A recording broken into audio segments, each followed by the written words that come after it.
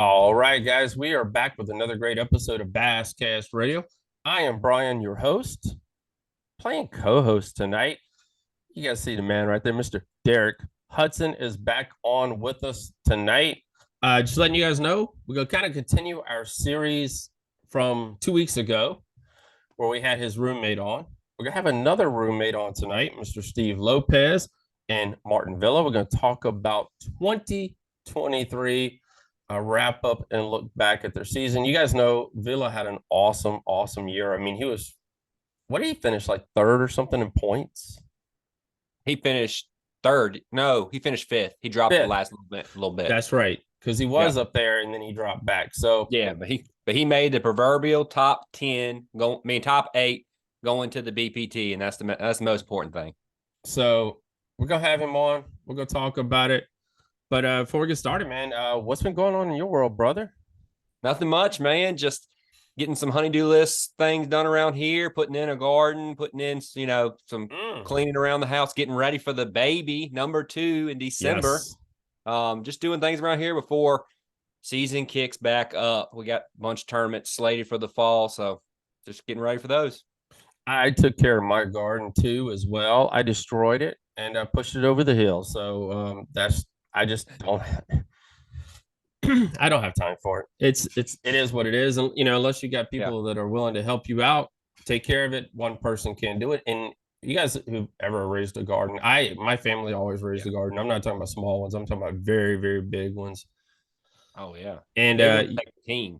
Yeah, and it takes a team. And it only takes being gone for 3 days for everything to pretty much die. So I mean, it's and you guys all know where I'm at, chasing bass and doing all this stuff. So I mean, it's one of the things where we pushed it over, and there's a swimming pool there right now. Nice. It's a blow up 10 by 20. So there it is. It's currently took its place for the temporary time until we can find us a nicer one. So there we go. But that's what we end up doing to ours. But go ahead. I had done one in the ground for a long time, and same thing you're talking about, same problems kept coming up. And I just want to do one that was above ground, the raised, galvanized planter style. That way it'd be a little less weed picking and maintenance, and my family would be able to go up there and handle it when I'm on the road. So that's what I ended up doing. That is cool. We're going to talk about this here for a minute. It's funny. The one that was in the backyard had probably been there maybe 15 years. And I had the neighbor come over to help me out because he had a backhoe tractor. And I was like, all right, he can do it, man. We'll be done this thing in like 30 minutes. No problem. And the boards, it was raised as well. And the boards around it had started rotting. So I was like, it's time to get rid of this thing.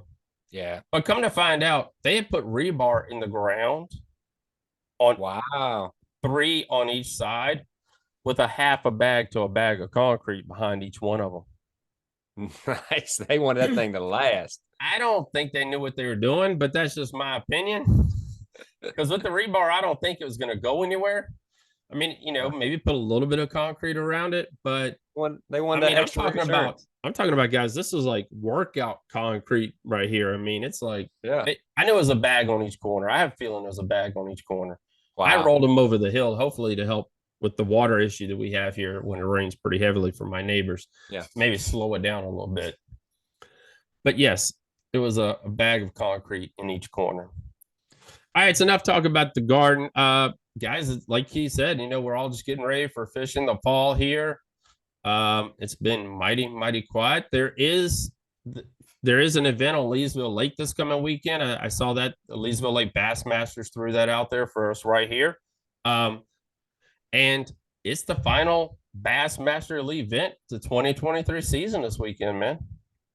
Yeah, I don't know when the last time I fished Leesville was, and it feels like Bassmaster Elite Series kind of drug out this year. It kind of feels like it's late in the year for them. They normally finish up earlier, Yeah, it's kind of nice, to be honest. It's good, They spaced it out this year. It was pretty, and this one's coming right on top of Champlain. I mean, they went straight from Champlain to you don't even have time to pack your bags and going straight to St. Lawrence. That's pretty. I told my wife that's a good thing, and she said, well, it can be a good thing, but if you're having boat issues, it can be a bad thing. I said, yeah, you got a good point there. So that's very true. Luckily, Bass has a great staff that helps them out. Yeah.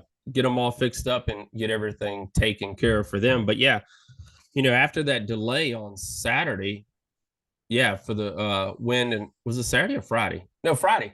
After the delay on Friday, because I posted the emoji on Instagram, and I told this guy, I said, sad news today, and I posted the press release, and this guy goes, why? I was like, because now we have championship on Monday, and I can't watch it. But I actually end up watching the weigh-in, so don't tell anybody. Because it only took 30 minutes for 10 anglers. But that's right. Yeah, congratulations. Right to it. Congratulations to that young man for winning the event. I ain't even gonna say his name because I'm gonna dice it. Yeah. But I got the wonderful opportunity of meeting him up on the James River like a year ago. Yeah. And the dude's a stud. I mean, he's already done well in his country already. Yeah. From Japan. So he's already done really, really well over there. So, I mean, yeah, he put on a clinic up there at Champlain. Yeah. So his first win, and he's got the opportunity now to win Rookie of the Year. Yeah. If I remember correctly, he's right there tight for that. Yeah, he closed the gap on Joey Cifuentes. And he's right there on there. So it's going to be a tight race for that Rookie of the Year spot. And, we talk about that as well, but talking about tight races, let me roll over here to this. Our standings for points, Angler of the Year, that tightened up as well. Kyle Welcher took the lead with that with 652 points, guys, and Brandon Cobb 646. That's tight too. So that got really tight. And then, like I said, it's 610. Joey is leading right now in Rookie of the Year, and Mr. Fajita, I'm gonna mess it up. He's sitting at he's sitting at 595, guys. Yeah, that's how freaking close it is. It is. It's tight. And if he puts on another clinic like he did last weekend, we know who's going to take the Rookie of the Year. Yeah, it's crazy because you remember last year they pretty much announced like Angler of the Year before the last tournament, wasn't it? Or was it? It was the last tournament. Or was it before that? I don't know. It was really when Brandon won it. Yeah, when I won the Angler of the Year last year in the Toyota Centrals, me making the cut, the top 25 cut, solidified that I won the Angler of the Year. Right. And those guys, it's sad to say, I mean, that's so tight of a race. They make the top 50 cut. They still could be battling to the very end. That's pretty crazy. So on top of fantasy fishing and whoever takes home $100 gift card from the basscast.com, compliments of the basscast.com to Discount Tackle. This is the final event. I think our fantasy fishing leader currently is pretty much running away with it, but a lot of great prizes left to give away, and from Louis Lures. So appreciate that, them being a part of that. But yeah, I mean, I plan on being glued to the TV tomorrow. Yeah, definitely. If I don't have a lot of work, that's the plan, is to be glued to the internet. At least check it 3 or 4 times a day, see how things are going. But let's wrap this part up, guys. Let's dive into tonight's podcast. Mr. Steve Lopez and Mr. Martin Villa. All right, everyone. Martin Villa, Mr. Steve Lopez right here on Basscast Radio. And guys, we're going to turn it over to Mr. Derik Hudson tonight, and we're going to get this ball rolling, and we're going to take a look back at their 2023 season. And we got one that's going to be moving on up in 2024. Oh, Martin Villa. Congratulations, Martin Villa, on the BPT, making it, man. That's a huge accomplishment. Yeah, thank you. Thank you. Also, Steve, huge congratulations on finishing second in the last event, man. It was a nail biter. We thought you were going to pull that thing out, and you got so close. But second place, man, is nothing to sneeze about. Yeah, thank you. It was great great for TV, that's for sure. And second place feels good. The check feels good too. So yeah, my family said they were anxious watching it for sure. But anyways, we're gonna start off. We got 5 questions for y'all, and take your time. Me and Brian Partek tried to do 10 questions last podcast, and it was too many, and it just dragged on a little bit. So kept it simple this time. 5 questions. I'm gonna run through them, and y'all take turns answering them. But we'll start off with Martin. Since he did better in the AOY, we'll give him the first crack at it, and Martin will answer the first one, and then we'll switch back and forth. Okay. Ouch. So the first question is, having just finished up your second season at the invitational level, what would you say is the best or worst part of fishing at that level? I would say it is the rush that you get at competing at the high. Yeah. And that's the best and the worst, without a doubt. Yeah. And there are many things that we gain from traveling across the country, meeting new people, and just seeing the beautiful country that God's offered us. And that is one of the things that I've learned to enjoy a 15-hour drive. Yeah. You're like, hey, what am I going to see today? I don't know. Oh, look, there's an armadillo. But ultimately, it's the pressure that you put on yourself, and many other things that come in with the adrenaline that comes from that high competitive bass fishing. I know going to this last event, passing through the area that had all those big windmills, I was like, wow, they were huge. It was pretty captivating. I stopped on the side of the road 3 or 4 times and took pictures. Like I'm never going to make it. That must have been Indiana. Yeah. Martin, I got a question for you real quick. You're talking about the 15-hour trips and the long trips, and we talk about the mental aspect of that, and breaking down a tournament. We're all thinking about each event afterwards. How did you process your tournaments in that time? And like I said, after you finished up, wrapped up, hit the road, and then you had that 15-hour drive. A lot of it depends on your finish, of course. That's true as well.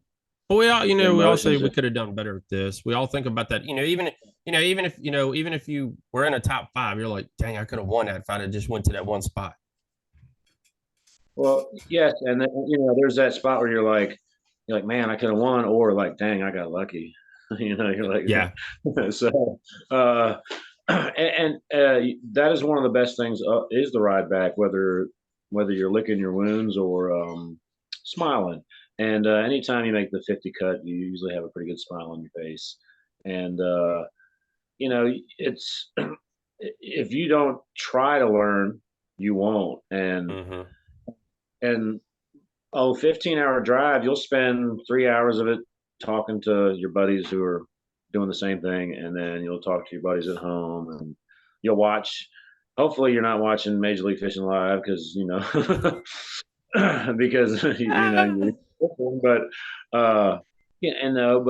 but there's those 3 or 4 hours when you really sit down and dissect, 4, 5, 6 days of fishing in a row, and usually, I'll tell you what, you learn more the day after than you do anytime. Yeah, I agree with that. Yeah. Steve? The best about fishing at this level is without a doubt getting to know the people and that you're fishing against. The Major League Fishing and the Invitationals has a great group of guys that you fish against.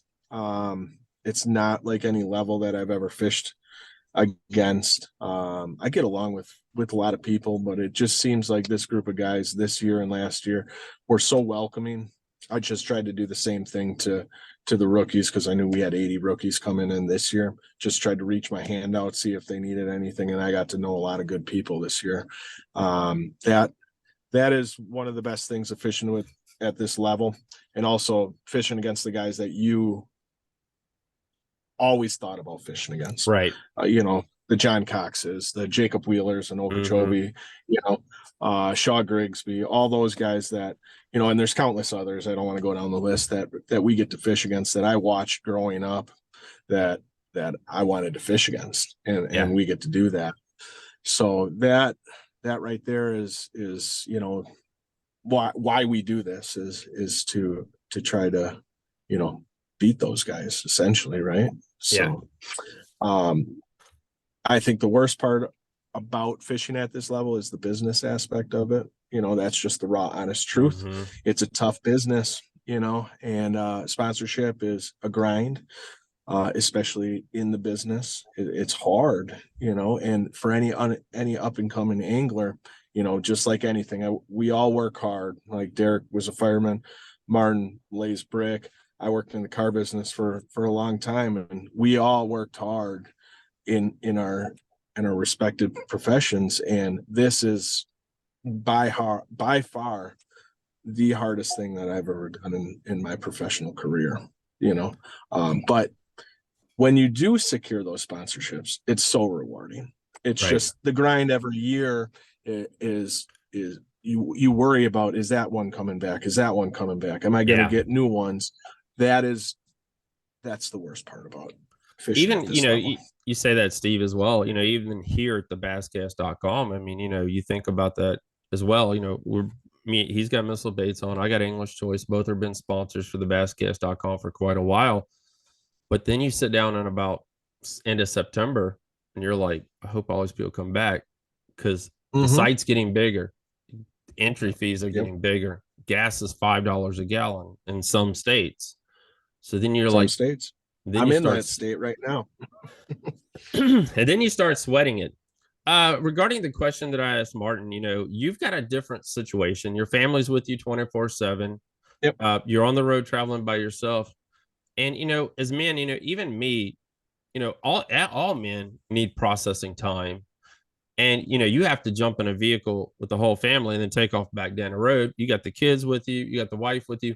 You don't have that time like Villa has. Or, I mean, I know, Derik, you take your wife sometimes as well. I know it's going to probably go a little bit less next year with the whole baby thing. Yeah, that's right. But, that processing time, that downtime that we all kind of need to process an event that we spend a whole lot of money on and hope to and expect a big reward at the end. Yeah. Martin just never watches day threes. He's just always fishing them, so he never gets to watch live. So kudos to him that he actually got to watch me at lacrosse. He just cashes checks, and that's why he's on the BPT this year. But you reflect. It's reflection time. Now, after lacrosse, it was great reflection times. I took second place, right? Like, that was, everybody's calling you, the wife's happy, the kids are happy, everything's going well. But, that's when we started traveling full time together, right? Actually, it was one before that, and we went to Champlain right away.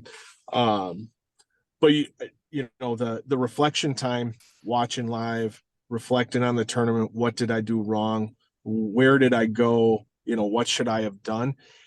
And most of these guys are so good. It's just a key area really is what does it for most people, right? To get there. But the reflection and what I did wrong or how I can grow is really what I look forward to after the tournament, because we can't watch anything while we're in the tournament. So I want to know what these guys are doing, how they're catching them, how we caught 32 pounds on Okeechobee, just doing the exact same thing we're doing, just in the right area at the right time, really. Yeah. So I think execution has a big part to do with it too. Yeah, that was the story of my season too. Execution. I had a lot of, pretty much every tournament of the year, my biggest fish came off, and that's the difference between where I'm sitting, in 25th for angler of the year, close to a BPT. So I know I was doing the right things, and that makes me feel good. Every single tournament I watched live, I watched back, I tried to learn and process this, and I was like, I had what everybody else was doing. So just got to put it together and be more solid on the execution. Yeah. I mean, I know Martin, you were in the exact opposite boat. The last event, you said the first day, you just didn't execute it. You were in the right areas. You were doing the right things. You just didn't execute. You hear me, Martin?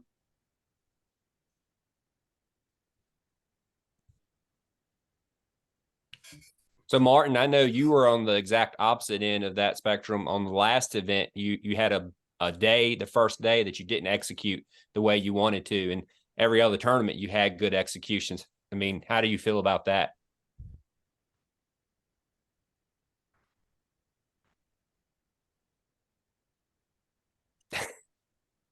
Mark, Hold on.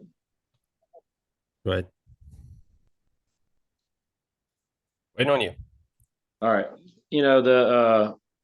Like Steve said, the difference between a mediocre finish and a great finish is the flawless execution. There's always one bass each tournament that more or less may define one of those 3 days. Usually it's the first or second day. And and there's nothing you can do about fish jumping off. That's their job. It's why they come to the surface and open that big mouth. Yeah. But there's the stuff, the little things that go a long way. And if you can just increase your percentage and your odds of, land those fish. For me, I think that the biggest key to having success at this level is to be able to absorb those mishaps and to still be able to make like that. Like the mishap, there's a difference between a top 10 and like the sealing the deal. Right. And then there's the mishap at the difference between you barely making the cut and making, a top 20. And then there's the mishap between flunking it and, boom, a 5-pound bag. 5-pound fish can give you a 16-pound bag at any moment. So, so a lot of times you come back like, hey, this big bag, and everybody's like, oh man, you're on them. You're like, man, I just got lucky and I did land the big bites. I've had, you look back at your fishing career and there's bites. I remember a bite at Lake Anna years ago that it was on a boat dock and my braid to leader knot that hung into the splinter. And I mean, we played that fish for like 10, 15 minutes. And finally I leaned over and slid down in halfway, like my feet still hanging on the boat, and was able to knock that fish off. And that one fish, we won the tournament. So it's being on the lucky side goes a long ways and competitive. Question number 2. Yep. Back here. All right. Question number 2. This is for you, Steve. Do you find yourself running and gunning or milking one area more this season? And was that something you regret or would do again? Yeah, so this year we got 3 days of practice instead of 2 like last year. So besides the Mississippi River lacrosse event, all 5 of these lakes or rivers that we went to, I've never been to. So I would kind of pick zones based off of my information, start at one zone, start at the next zone on days 1 and 2, find out which one I felt more comfortable at, and then expand it on day 3 on that zone. So that's how I would break down practices, is more zones. Obviously, if you know the body of water a little bit better, you can run and gun more, but the schedule really dictated me staying into the zones that I felt more comfortable with. And that's what I would suggest if, you're new to tournament fishing. Okeechobee's 200, I don't even know, 400,000 acres. Clark's Hill is 20,000 acres. Lake of the Ozarks is huge. Yeah. All these bodies of water we go through so much. The 2 days of practice last year was difficult for that. This year we got 3 days and we could really break down zones. So I felt more comfortable getting into a zone, breaking down that zone, finding the sweet spots inside of that zone. And I think it worked out better for me. I don't think I regret that, just because, sometimes the runs are longer on these bodies of water. You get more fishing time. You find an area you're comfortable with. So I don't think I would have done it any different. I felt the strategy was good, just the execution part, which was hurting me this year a little bit. So, yeah. Martin? Well, and I agree with everything he says. To me, it all comes down to the decision and making the proper decision at that moment, whether it's run or gun or nestling in. A lot of it is being able to, whether you can recognize you're on a school of fish. And many of us, even the best, cannot recognize that at the moment. And then like a man behind will come behind you and recognize that. But a perfect example was the Lake of the Ozarks. I spent 1 day of practice up in the river system and caught them pretty good, and had confidence confidence that I could go back there and get them again. And then I spent the time, especially talking to Derik and everybody else. They were talking about the amount of beds depth, at this other section of the river or the other section of the lake. I checked that out, and the difference between my top 10 finish there and a flunk was just, in fact, the decision that I made. And having the third day, I definitely agree with Steve. Having the third day, I actually kind of ran a what if scenario and failed, and was glad I had day 3 to fail. And all it was just the decision.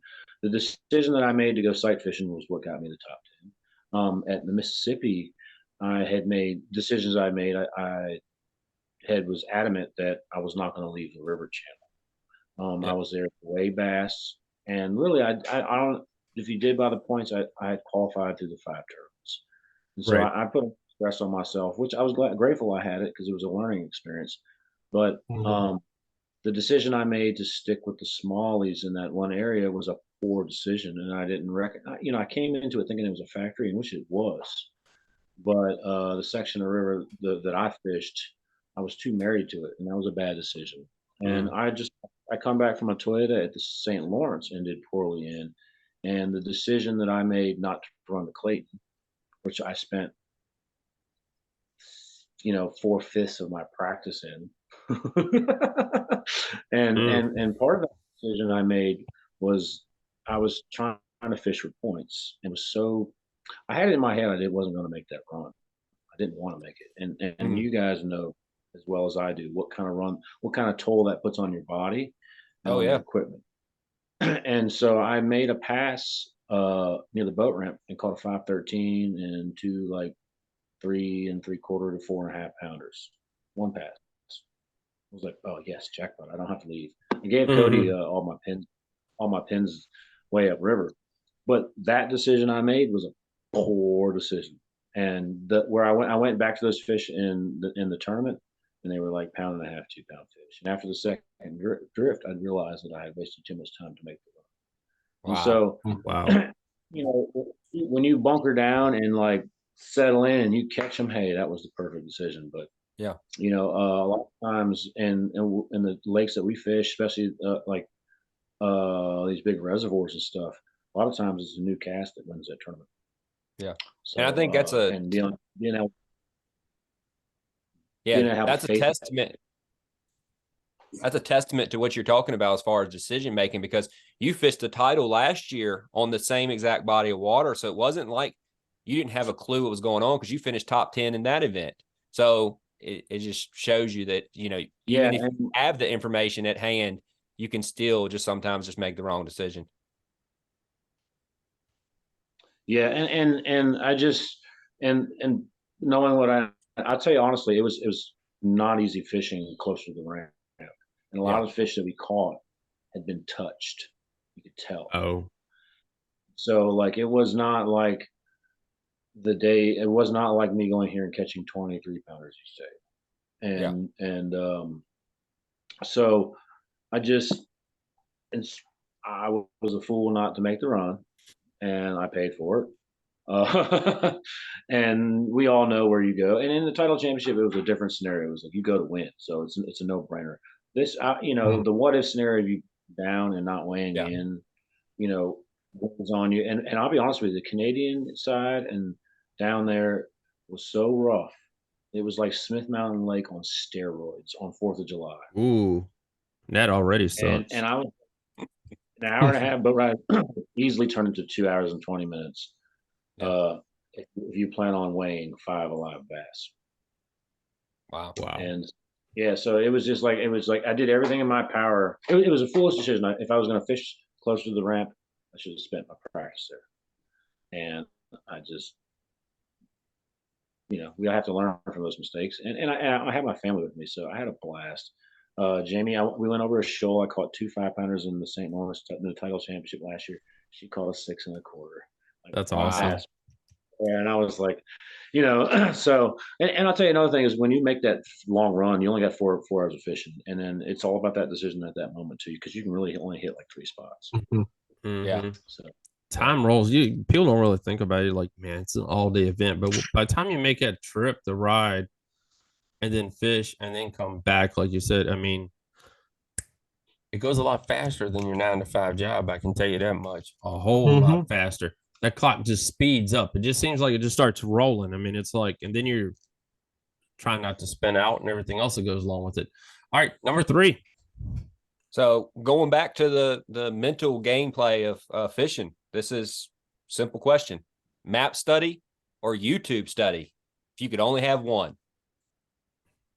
Matt, is that me or Steve? I didn't hear you. That's you, guys. Martin. Map. And I'll tell you what, whatever that new map is that Garmin's put out for, I guess, for Navionics, I didn't have that map at the St. Lawrence. And so I'm going to tell you how important this is. I had my family on the boat and my kids over there, hollering at me, "Hey, buddy, Daddy, why are you going to fish?" And I'm zigzagging across with my side imaging stretched out 250 feet out in wide open water in the St. Lawrence, and did it for hours trying to find subtle things because I could call my shots. And when you run that kind of distance, you need to be able to call your shot.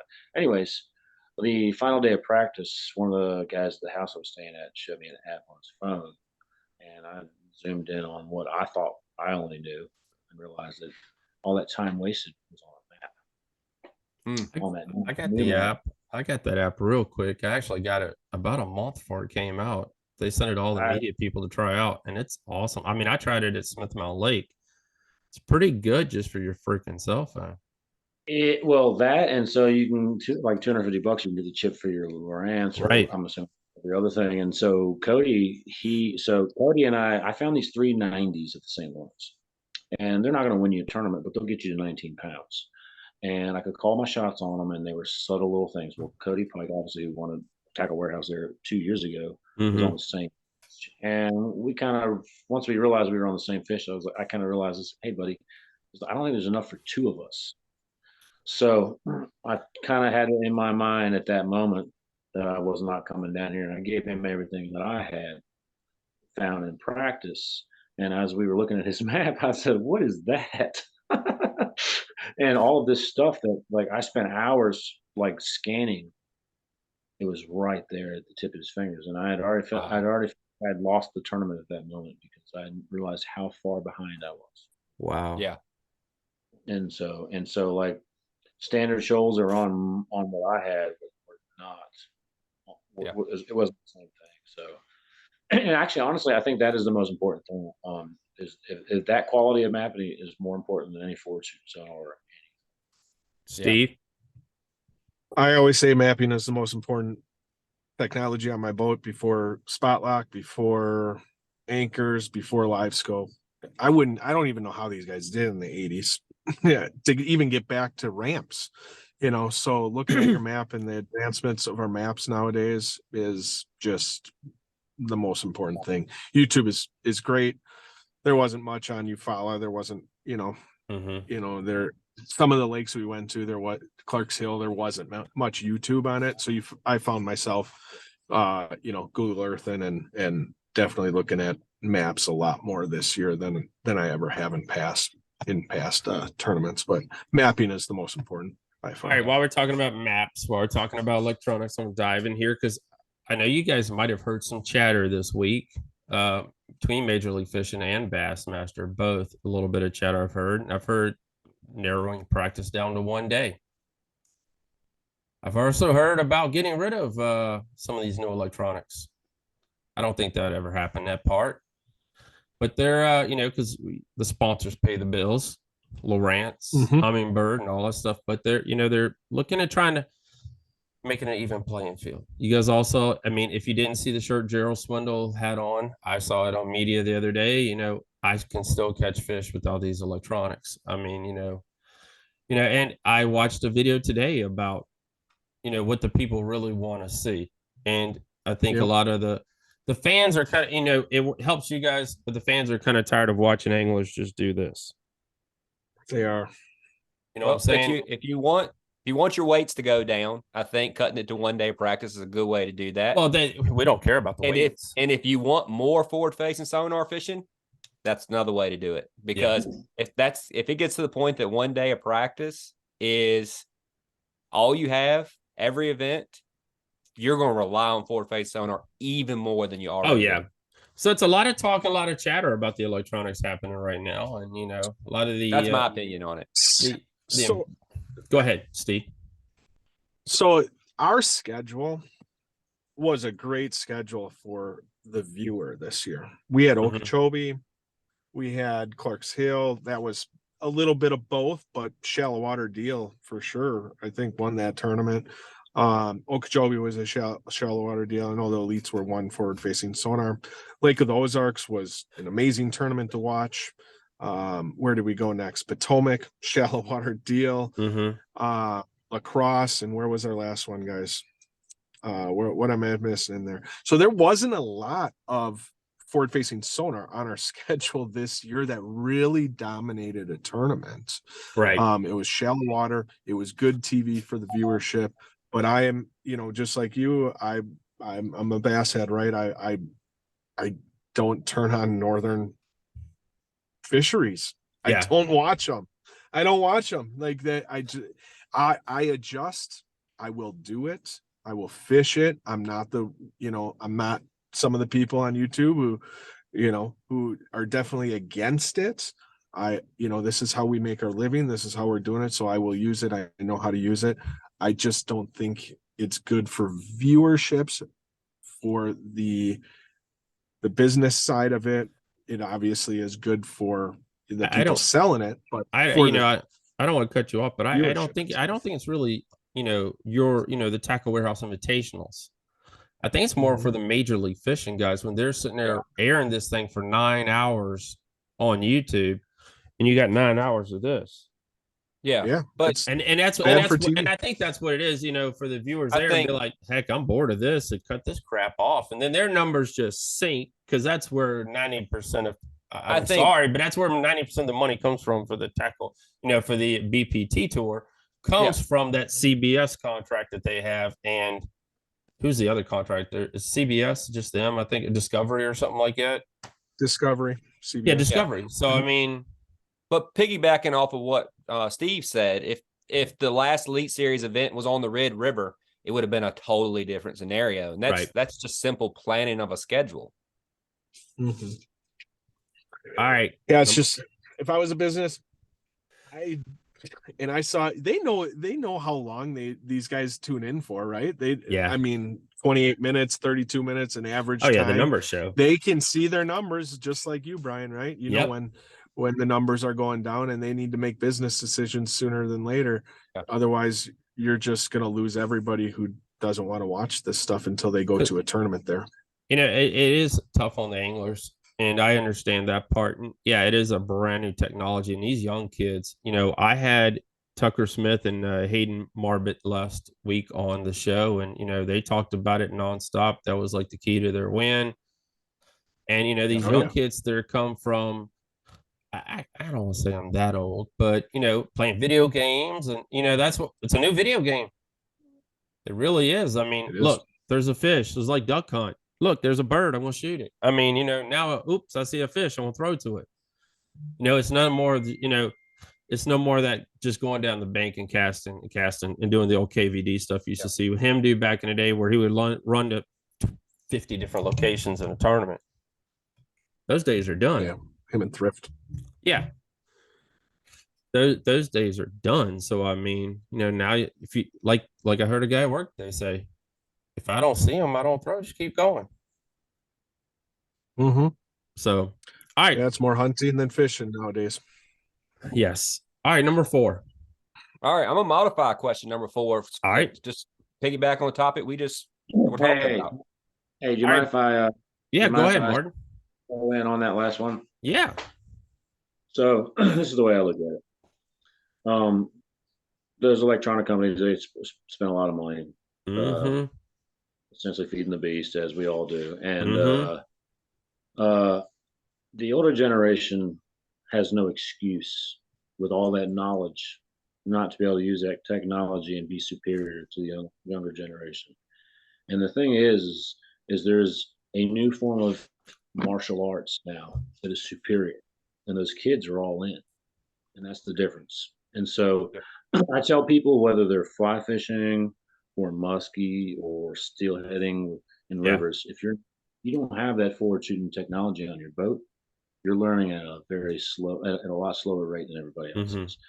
And just tournaments may or should not allow it at certain times. I think that if they were just to mix it up and have, like, a couple little throwback jumbo tournaments here, you're gonna have.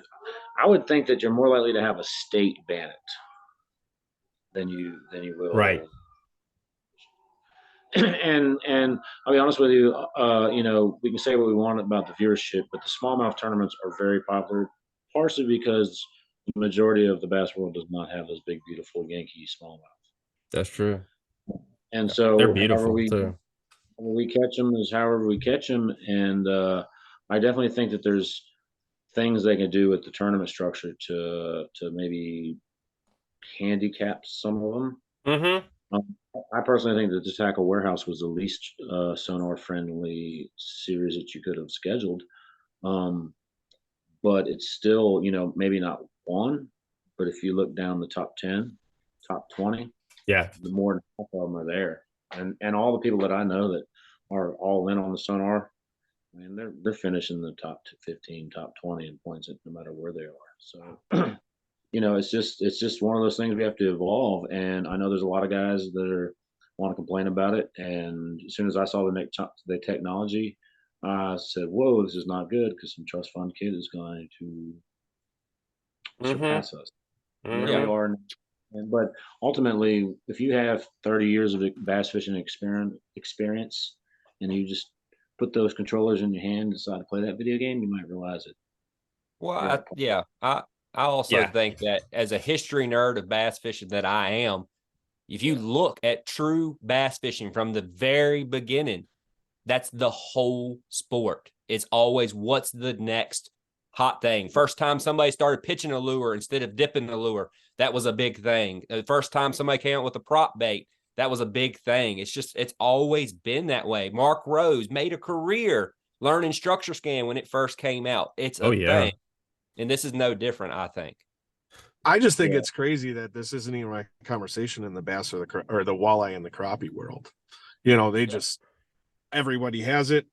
It's not even a conversation.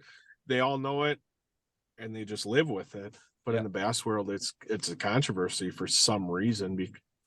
So what it is go ahead, Martin. Everybody has their level of purism, and you have guys you have bass anglers, and this cracks me up coming from the fly fishing world. You have bass anglers that are like, "Oh, I only use artificial lures," and and they're above live bait. And so everybody has their level of purism. So some guys are like, "Oh, I only use man's rods, flipping sticks. I have to use a spinner rod." Then but at every level there's whatever I'm doing the right way. And so there's a older generation that's looking back at this young folks like they haven't earned their their way through it. They're just stepping right on over it, and that's because they're all in. That's what it is. Yeah.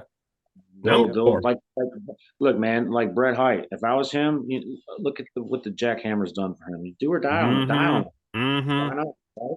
Like I would feel ashamed if I threw anything else. If I was him, it's the same thing with this younger crowd, is because that's what's put them above the bar. Yeah, I can't. Yeah, they're learning what we learned in 30 years of fishing in 4. Yeah, they're just learning so much faster. That's very, very true. Well, even Jacob Wheeler said not too long ago, he said, we're also learning with forward facing sonar that a lot of stuff we thought we knew, we don't know. Mm-hmm. Yeah. Yep. Yeah, and we're just going to look for a new batch of fish that's untouched. That's all we're doing with those things. Yeah. Right. So question number 4, and this goes to you, Steve. Do you think you would have done better or worse this year without forward facing sonar? I think I would have done about the same because our schedule didn't set up for it. Mm-hmm. It really didn't. We had Okeechobee. I turned it on to see grass flats and dead reed heads and stuff like that. If you're fishing South Bay or, there was only really 3 spots to fish.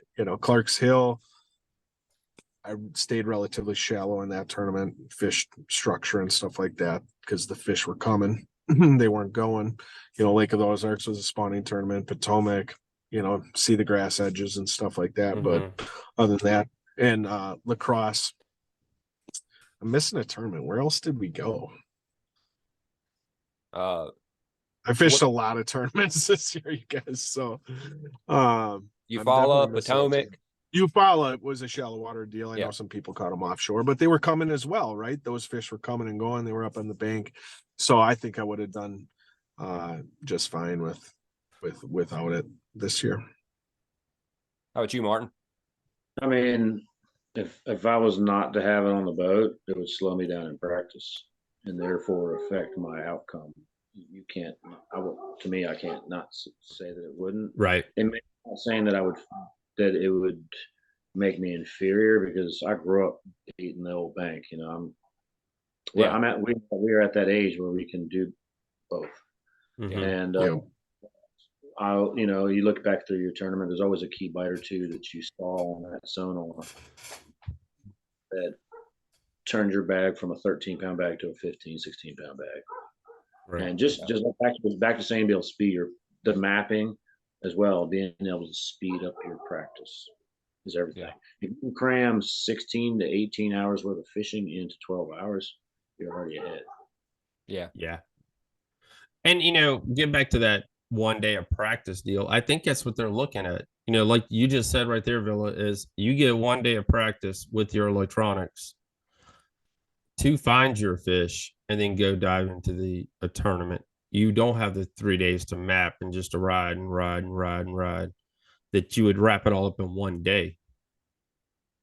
Yeah. Well, one day to me is foolish because anybody who owns any one of these rigs knows that if you're only down to 1 day, odds are someone's going to mess up. And you need a mulligan day. Right. Until all these outboards are 100% perfect, I'm not talking 95%. 100%. The thing out there works and operates. Or if they were to have another one waiting for you, I'm all for the 1 day then. It would change. It would definitely change things. It would make us guess more though.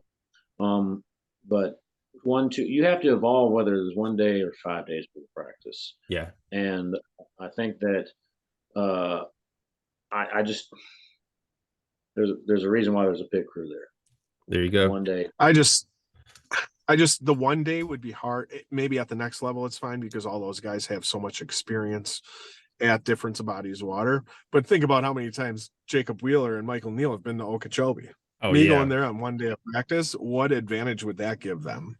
So the veterans definitely probably want the 1 day of practice, A, for their body and B, for the advantage, but these, 2 days, 3 days. Yeah, that 1 day would be tough. All right, we got 2 questions. We got 1 question left. I'm going to ask a question here real quick, and then I'm going to let Derik ask the last one. And Steve, I'll go with you, man. In like 2 sentences, what was your biggest takeaway from 2023?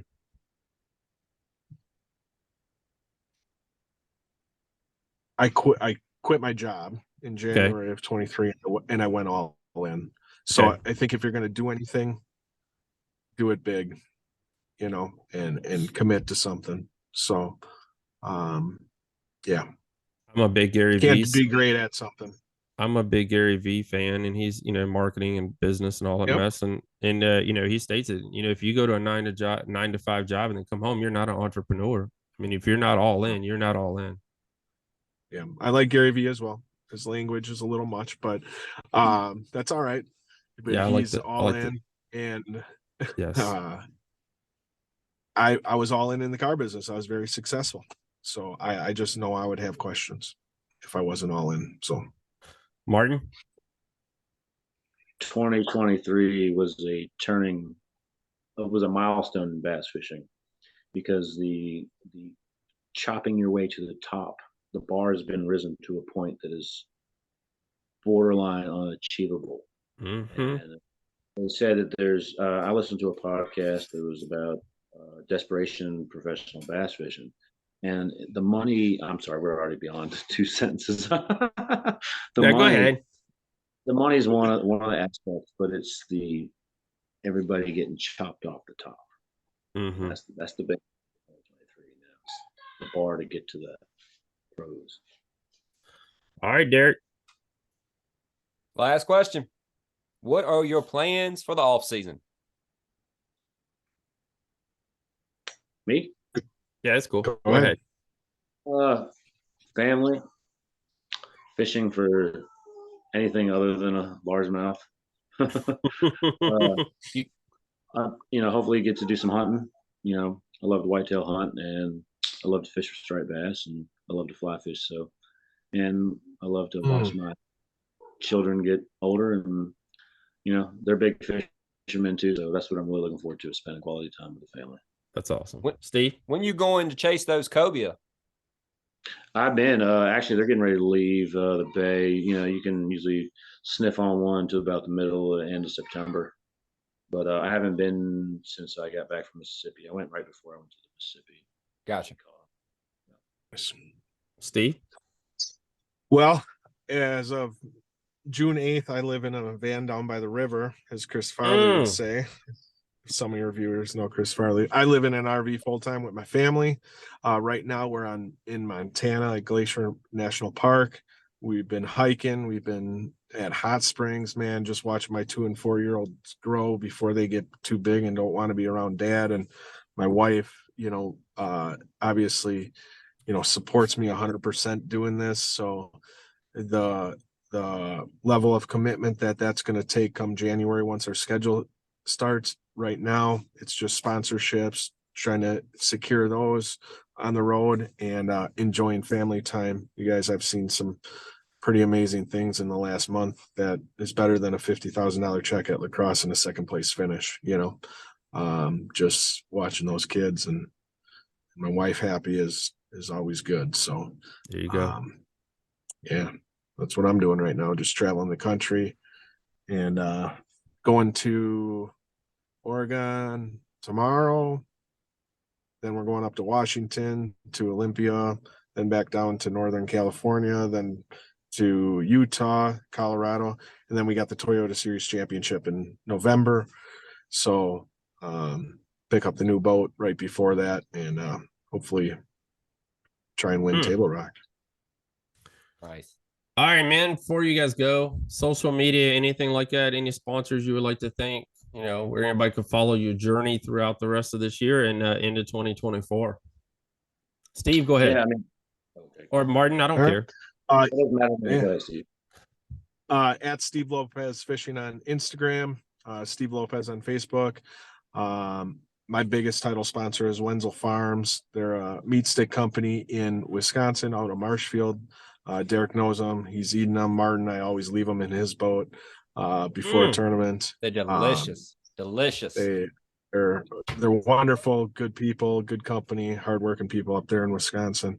Also, don't you have a coupon code for them? I do. Yeah, use Steve Fishing. You get your 15% off. They'll deliver anywhere in the country as well. Awesome. Summer sausage, how was that? Is amazing as well. Dick Smith's Bait and Tackle, Goggert's Bus Stop, and Rhino Homes. A lot of local businesses have got behind me this year, which is amazing to see that, because, obviously I talked about the business side of it. Inside the business is tough.